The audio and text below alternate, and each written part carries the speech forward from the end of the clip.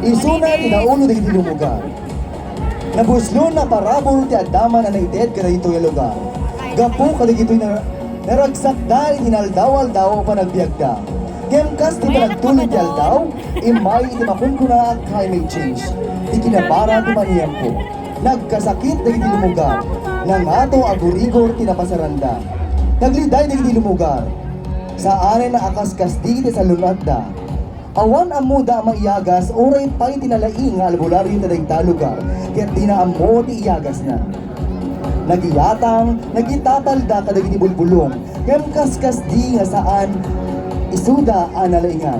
Ngam iti bayat ti panagdanag, saan anaawanan, tinamnama ti asawa ni Tabugkari, taamuna nga adda ni San Roque a patron ti ili, amang ibabayat kadakwada iti namarswa. Nagkararag nga root, kaya tinawat na ti panmulong. Kalpasan iti pinagkararag na, nakakita ka dagiti abuhos nga agkarkarayam, ket napanunutan na nga rod, amapan nagdukduk, ti itlog ti abuhos. Apaman ang nakaala, rinudo na daytoy, sana itbakan kinasawa na, ani ama Tabugkari. Nakarik na, tinaan anay abang arti bagina.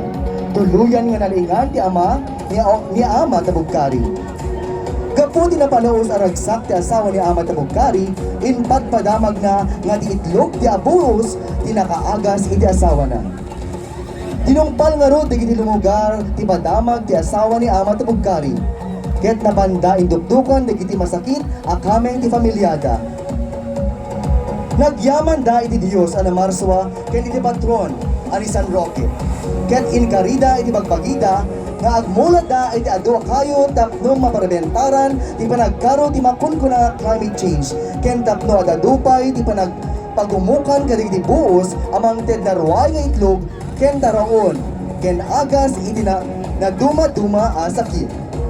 Base iti panagadal dagiti siyentipiko nadugtalan da nga di itlog ti buos ket pudno ang makaitet panakaagas kadagiti saksakit kas iti na nga to agurigor adaan na nga to a level di antioxidant ang makatulong ang mangagas iti cancer.